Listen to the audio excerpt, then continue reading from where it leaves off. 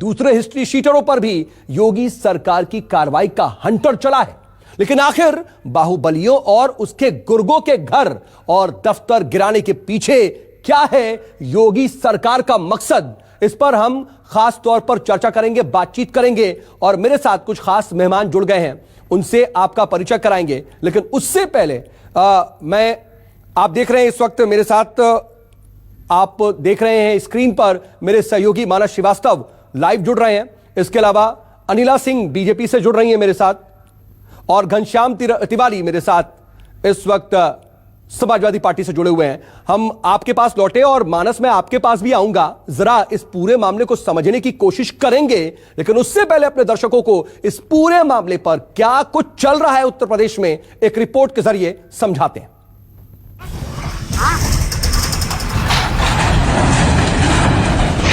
पहले मुख्तार अंसारी के घर चली जेसीबी, फिर बाहुबली अतीक के घर और दफ्तर पर चला बुलडोजर।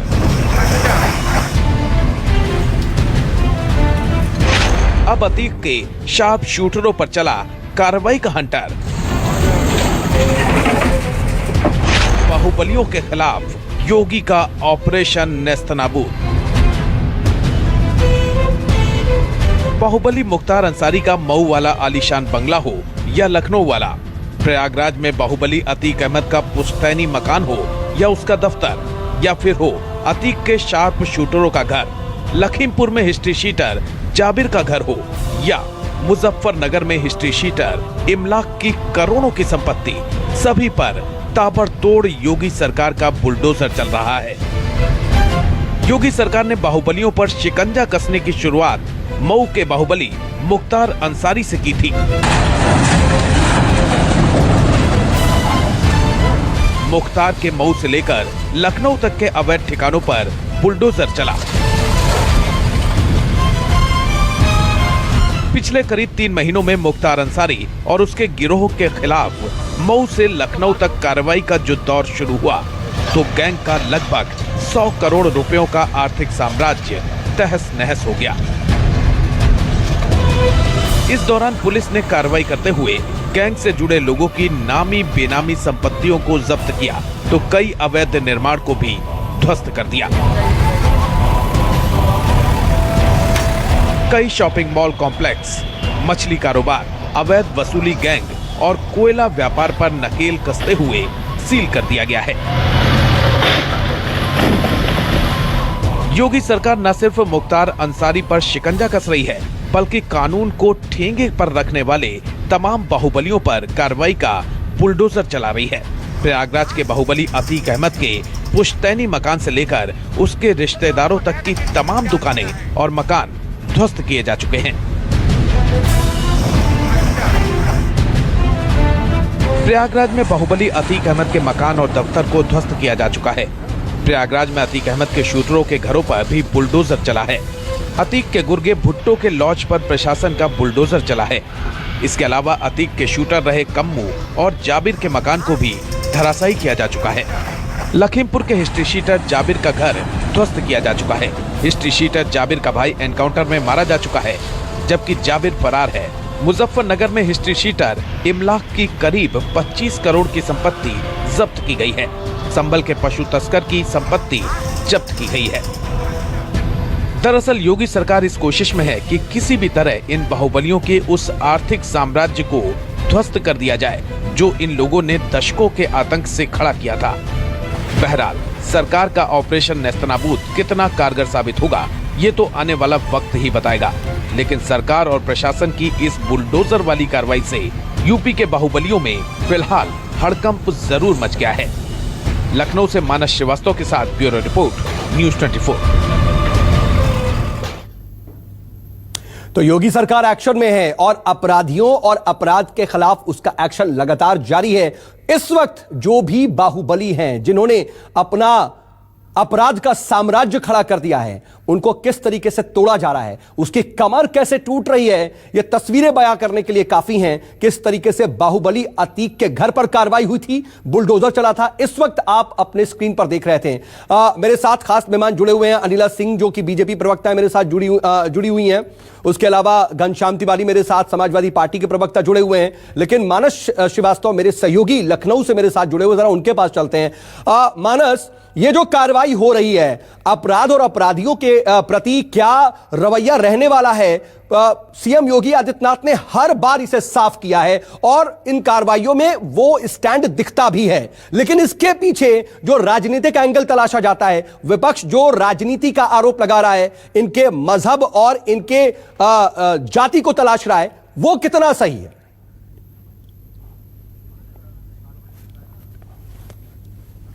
मानस, क्या आप तक आवाज आ रही है? चलिए, शायद मानस तक आवाज नहीं पहुंच पा रही। मानस, आपके पास मैं दोबारा आऊंगा। घनश्याम तिवारी, क्या आप तक आवाज पहुंच रही है? मैं इस पूरे एक्शन पर आपसे रिएक्शन चाहूंगा कि ये जो कार्रवाई हो रही है, ये कार्रवाई ठीक है ना? अपराध और अपराधी मुक्त होना चाहिए ना प्रदेश?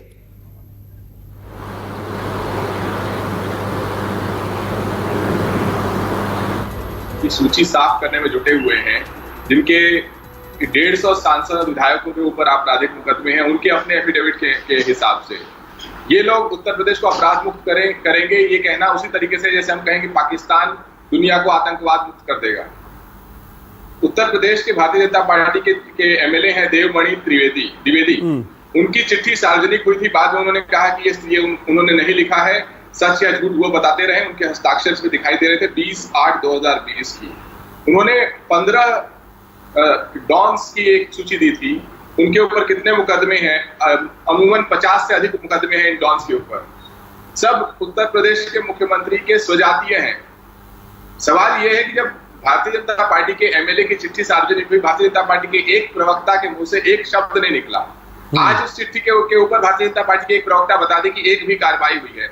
अतीक अहमद को फूलपुर से कुल मिलाकर के घनश्याम तिवारी, आप ये कह रहे हैं कि सेलेक्टिव अप्रोच के साथ कार्रवाई कर रही है योगी सरकार। अनिला जी, क्या वाकई ऐसा है? मैं ये कह रहा हूं कि अपराधी अपराध मुक्त करेंगे। 150 सांसद विधायक अपराधी हैं, मुख्यमंत्री उप मुख्यमंत्री अपने अपराध। लेकिन अगर हम खंगालेंगे ना तो हर पार्टी में ऐसे लोगों की फेहरिस्त भी है घनश्याम जी। लेकिन मैं आ रहा हूं, आपने जो बात कही उसी पर जवाब ले लेता हूं। अनिला जी, क्या ये सेलेक्टिव अप्रोच है? क्या अपराधियों को देख करके उनकी जाति या फिर उनकी पार्टी या कुछ और भी चीजें देखकर सेलेक्टिव अप्रोच के साथ उन पर कार्रवाई हो रही है? नहीं, देखिए, ऐसा ये जो विरोधी दल है उनको तो इस प्रकार की भाषा का प्रयोग करना है, क्योंकि ये लोग जो बाहुबली से भी ऊपर अगर कोई शब्द होता तो शायद मैं उसका प्रयोग करती। इन लोगों का वही स्थान है उत्तर प्रदेश में, और दुर्भाग्यवश समाजवादी पार्टी और बीएसपी जैसे राजनीतिक दलों ने लगातार इनको टिकट दिए हैं, चुनाव लड़वाए हैं, क्योंकि ये लोग आम जनता से ऐसा भी नहीं उनके बीच में काम कर चुनाव जीतते हैं, उनके कनपटी पे बंदूक रखकर फिर ये चुनाव जीतते हैं। वहां के लोग इतने डरे रहते हैं कि भाई अगर हम इनको वोट नहीं देंगे तो बाद में पता नहीं हमारा क्या हर्ष करेंगे। और उसका हमने उदाहरण देखा है कि किस प्रकार से गाजीपुर की सीट में इन लोगों ने किसको टिकट दिया, कौन व्यक्ति वहां से जीतकर आया। मनोज सिन्हा जैसा व्यक्ति जिसने लगातार कॉन्स्टिट्यूएंसी में काम किया था, उसको हराया। वो कुछ और नहीं है, केवल और केवल ये है कि मार डालने का जो डर है उसकी वजह से लोग इस प्रकार से वोटिंग करते हैं। मुझे नहीं, लेकिन क्या ये सच नहीं है? घनश्याम तिवारी अगर जो बातें कह रहे हैं, जिस ओर इशारा कर रहे हैं, जो चीजें इंगित कर रहे हैं, क्या उसमें भी सच्चाई नहीं है? अगर अपराध है, अपराधी है, तो एक चश्मे से तो देखना चाहिए ना फिर सबको? नहीं तो बिल्कुल एक चश्मे से देख लें। अगर मैं पश्चिमी उत्तर प्रदेश से बात करती हूँ तो एक अभी बहुत बड़ा बाहुबली है जो वैश्य समाज से आता है, एक बहुत बड़ा बाहुबली है जो एक जाट समाज से आता है। तो यहाँ बैठकर मैं रो कि ये जाट को क्यों पकड़ लिया? लगता है जाटों के खिलाफ है भारतीय जनता पार्टी। अब लगता है जाटों को ऐसा राजनीतिक दल लेकर आना पड़ेगा जो उसके विषय में सोचे। ये कौन सा तरीका होता है? मुसलमानों की अगर आपको एडवोकेसी करनी है तो बिल्कुल करिए। इस देश में बहुत बहुत बहुत ज्यादा अच्छे मुसलमान हैं। केवल ये जो गुंडे बदमाश बाहुबली अपराधी, इनकी मुकदमेबाजी क्यों करती रहती है समाजवादी पार्टी? हाँ, मायावती मंच पर खड़े होकर मुसलमानों का और जाटकों का हिसाब किताब करके क्यों बोलती है कि ऐसे कर लो और हम चुनाव जीत जाएंगे? भारतीय जनता पार्टी तो ये नहीं करती है। वो तो ये देख रही है अगर जाट ने गलत काम किया है, बाहुबली है और गलत तरीके से जो है जमीन हड़पी है, ठीक है, मैं आ रहा हूँ अनिला जी, आपके पास आ रहा हूँ। लेकिन मेरे साथ इस वक्त उत्तर प्रदेश पुलिस विक्रम सिंह जी भी जुड़ चुके हैं, जरा मैं उनके पास जा रहा हूँ। अनिला जी, मैं आऊंगा आपके पास। मैं आ रहा हूं। विक्रम सिंह जी, ये उत्तर प्रदेश में जो कार्रवाई हो रही है, देखिए ऐसा नहीं है कि इन अपराधियों ने, इन बाहुबलियों ने आज ही ये साम्राज्य खड़ा कर लिया है। कई दौर गुजरा है, लंबा वक्त गुजरा है, कई सरकारें आई और यह भी कहा जाता रहा है कि उनके ही दौर में ये फले फूले हैं। आज इस पर कार्रवाई हो रही है, तो क्या इसीलिए जो विपक्ष है वो मुद्दा उठा रहा है कि सेलेक्टिव अप्रोच के साथ कार्रवाई हो रही है? आप देखिए, ये तो कोई कह ही नहीं सकता है ये बाहुबली है, माफिया है, और चूंकि माफिया है इसलिए इनके इंग्रेडिएंट्स में ये आता है कि निर्णय लेने वाले लोगों तक इनकी पहुंच हो। ये सही है कि ऐसी अभूतपूर्व कार्रवाई आज तक नहीं हुई थी कि बिल्डिंग वगैरह गिरा दिया जाए। जो संकेत दिया जा रहा है जीरो टॉलरेंस का, इसके पहले नहीं दिया गया था। ये वही बाहुबली है। मेरे कार्यकाल में इन्होंने कहा था अगर उनकी हत्या होती है तो उसकी जिम्मेदारी मेरी मानी जाए। आप करना चाहें तो आप सब कुछ कर सकते हैं, लेकिन इसके पहले कोई ऐसी कार्रवाई हो जो कि बिल्कुल हंटर की चोट की तरह हो, ऐसा नहीं है। और आप एक्स डीजीपी रहे हैं सर उत्तर प्रदेश के, ये जो कार्रवाई हो रही है आपका भी वास्ता पड़ा होगा इन लोगों से, जैसा आप बता रहे हैं कि खुद उस वक्त भी किस तरह की स्थिति से आप गुजरे, तो क्या आपको ये कार्रवाई बेहतर लगती है? लगता है कि हां, कानून का हंटर ऐसे ही चलना चाहिए, अगर आप चाह जाएं तो फिर इनका साम्राज्य एक झटके में ध्वस्त हो सकता है? कानून का हंटर ऐसे ही चलता है। मेरे कार्यकाल में इन्होंने कहा था कि अगर इनकी हत्या होती है दोनों ने तो उसकी पूरी जिम्मेदारी मेरी मानी जाए। अगर भय और आतंक आप अपना काम जानते हैं तो इनकी हिम्मत नहीं कि अपने बिल में से बाहर आए, लेकिन बिल में से बाहर आते हैं हमारे सहयोग, समर्थन, हमारे ऑक्सीजन देने से, कोरामीन देने से। और ये अगर बाहर आए हैं, कौन देता है सर? अगर आप बता पाए तो ज्यादा बेहतर होगा, क्योंकि इस वक्त बीजेपी से अनिला सिंह भी जुड़ी हुई हैं, समाजवादी पार्टी से घनश्याम तिवारी भी जुड़े हुए हैं। आखिर कौन इन्हें ऑक्सीजन देता है, कौन पालता पोसता है? अगर आप इसको इशारे में ही बता पाए तो काफी स्थिति क्लियर होगी। हालांकि बहुत लोग जानते भी हैं।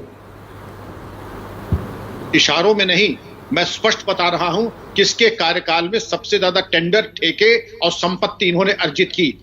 किसके कार्यकाल में विधायक कृष्णानंद राय की हत्या हुई, किसके कार्यकाल में नंद किशोर रूंगटा का अपहरण और हत्या हुई, किसके कार्यकाल में इन्होंने अपना बाहुबली का साम्राज्य तैयार किया। ये सब इस दुर्व्यवस्था के भागीदार हैं। और जातीयता का आरोप लगा देना, इससे ज्यादा सस्ती तो कोई बात हो ही नहीं सकती है। एक दफा ये तो आप कह ही सकते हैं कि शीर्षस्थ नेतृत्व का किसी से, अपराधियों से, बाहुबली से कोई संबंध नहीं है। नीचे के पुलिस अधिकारियों से मैं बहुत उम्मीद करता हूं कि इस वातावरण का लाभ उठाते हुए कम से कम विगत 30 वर्षों का जो पाप है उसको धो डालें। ठीक है, ठीक है। 30 सालों में ये सब कुछ होता रहा, पाला पोसा जाता रहा। मैं आऊंगा घनश्याम जी, जरा इस पर मैं जवाब भी लूंगा। और विक्रम सिंह जी, मैं ये भी आपसे समझने की इस बीच में कोशिश करूंगा कि जो ये कार्रवाई हो रही है, आरोप पुलिस पर भी कई बार लग जाते हैं कि वो भी इस पूरे माहौल का फायदा उठा करके कुछ और तरीके से भी हित साधती है। मैं आऊंगा इस पर भी, लेकिन मानस मेरे साथ जुड़े हुए। मानस, इस पूरी स्थिति को देखे कैसे? ये जो एक्शन में है योगी सरकार, अपराध और अपराधियों के साम्राज्य को ध्वस्त कर रही है, लेकिन इसके पीछे राजनीति भी हो रही है, आरोप प्रत्यारोप भी लगाए जा रहे हैं। इसको कैसे देखें? क्योंकि मुख्यमंत्री ने तो बार बार यह साफ किया है कि ना अपराध बर्दाश्त करेंगे ना अपराधी। देखिए, कुछ आरोप लगाए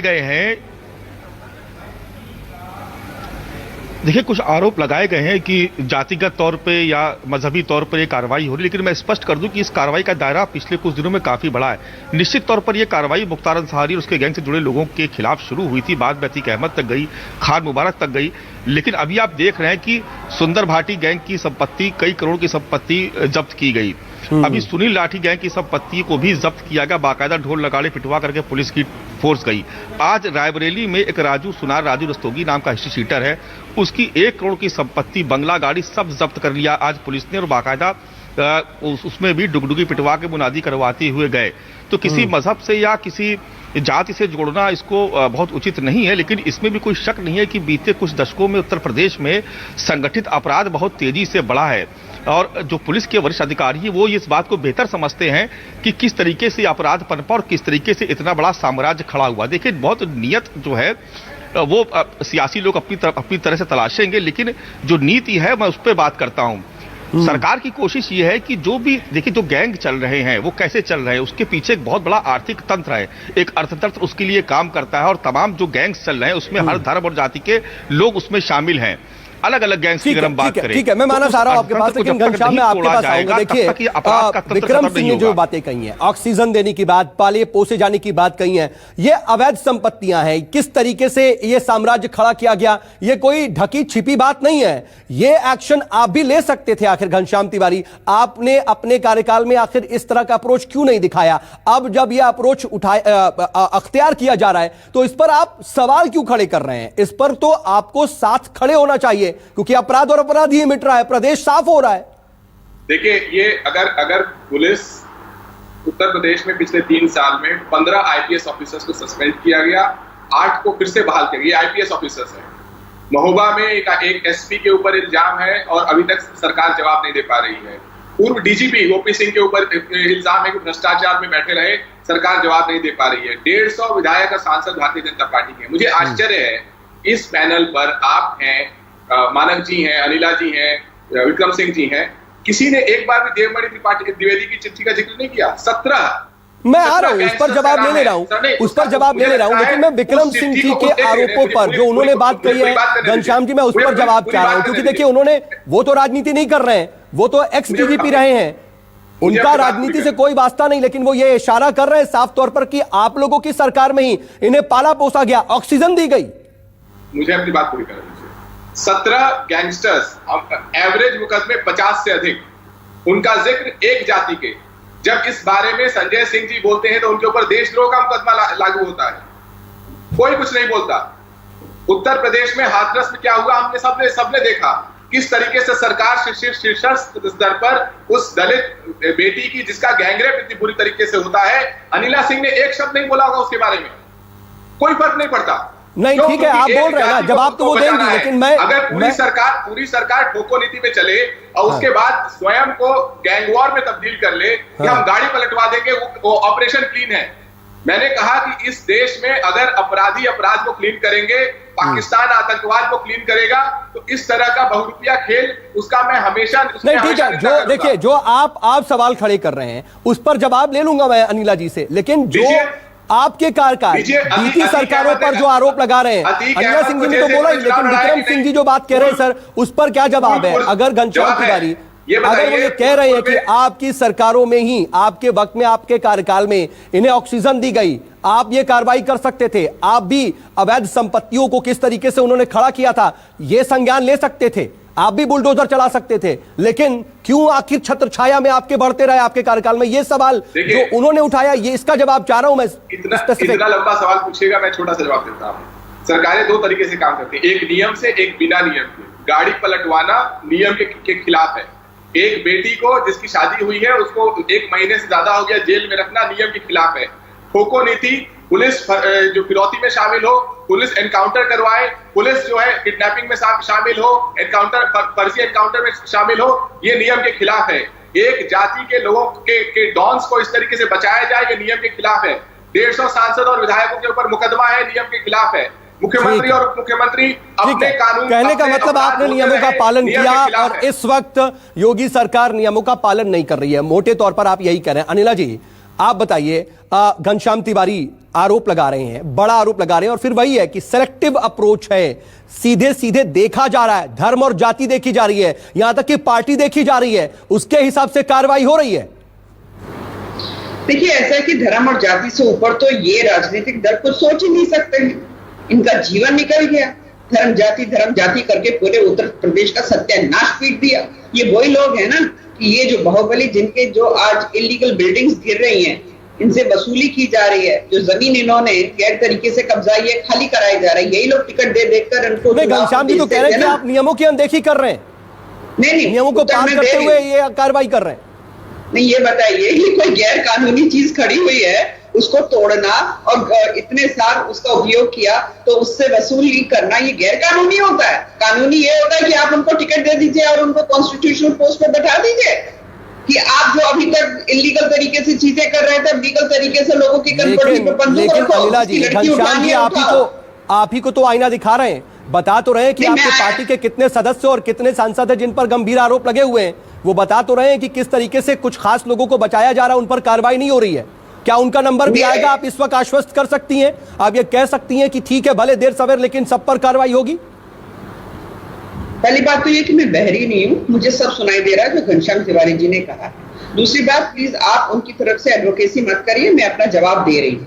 और सबसे बड़ा कोई एडवोकेसी नहीं कर रहा हूँ, मैं दोनों लोगों से सवाल कर रहा हूँ। अनिला जी, आप ये गलत बात कर रही हैं। घनश्याम तिवारी जी ने जो एडवोकेसी, आपको अगर ये एडवोकेसी लग रही है तो माफ कीजिएगा, ये गलत आपका, आप इस बात को गलत मुझे लग रही है, इसलिए कृपया करके आपने फिर मेरे सवाल, क्योंकि घनश्याम तिवारी से शायद फिर उस वक्त नहीं सुने, आपने फिर उस वक्त नहीं सुने कि मैंने घनश्याम तिवारी से क्या साफ सुने हैं। और मैं घनश्याम तिवारी जी को चैलेंज करती हूँ, बताइए जो इतने बड़े बड़े जो 25-30 जो सुपर बाहुबली हैं, इसमें से कितनों को टिकट भारतीय जनता पार्टी ने दे दिया? हाँ, और आप लोगों ने कितनों को दिया? आपको नहीं पता कि किस किस को आपने चुनाव लड़वाया है? चाहे वो अतीक अहमद से लेकर मुख्तार अंसारी और जाने कौन कौन। आप यहाँ पे बात करते हैं धर्म और जाति की। मैंने कहा ना कि एक बहुत बड़ा बाहुबली जो उत्तर प्रदेश से आता है, जाट कम्युनिटी से आता है, तो ये कहूं कि यहाँ पर जो जाटों के खिलाफ भारतीय जनता पार्टी काम कर रही है।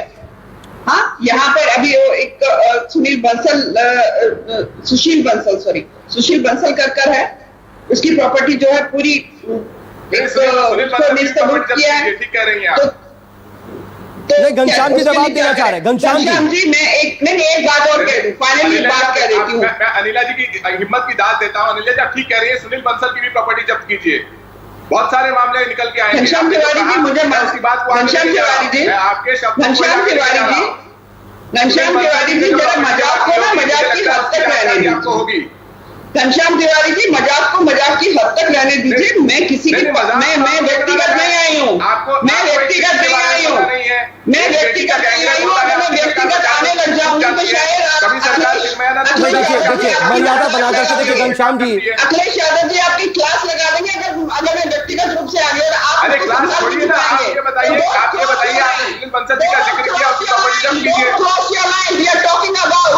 We are talking about these people जो इतना नर्वस मत होइए, आपने गलती से सुनील बंसल जी का जिक्र कर दिया, उसकी प्रॉपर्टी जब्त कीजिए। क्या बात कर रहे हैं आप यहाँ पे अतीक अहमद का मुकदमा लड़ रहे हैं, मुख्तार अंसारी का मुकदमा लड़ रहे हैं, शर्म नहीं आती? इतना नर्वस मत होइए, आपने सुनील बंसल की प्रॉपर्टी जब्त करने की बात कही है, सुनील बंसल की प्रॉपर्टी जब्त कीजिए। मुलायम सिंह यादव ने अपना पैसा एडजस्ट करवाया हुआ है। नहीं देखिए अनिला जी, घनश्याम जी,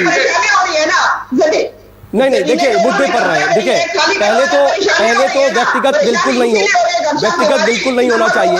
तुम लोगों ने इन लोगों के साथ एडजस्ट करवाया था। ठीक है, योगी आदित्यनाथ जी जो है ना, गिरबान पकड़कर खींच के जमीन में पटकी। नहीं घनश्याम जी, मैं अनिला जी की बात पर जवाब चाहूंगा। अनिला जी, मैं आ रहा हूं आपके पास। घनश्याम जी, आप मुझे ये बताइए, अगर कार्रवाई हो रही है तो विपक्ष के पेट में दर्द क्यों हो रहा है? क्यों उनको इसमें धर्म और जाति नजर आ रही है? क्यों ऐसा दिखाई दे रहा है कि अपराधी नहीं है, बल्कि वो फला पंथ से ताल्लुक रखता है, फला धर्म से ताल्लुक रखता है, फला जाति से ताल्लुक रखता है? अपराधी को अपराधी के श्रेणी से और उस चश्मे से नहीं देखा जाएगा क्या?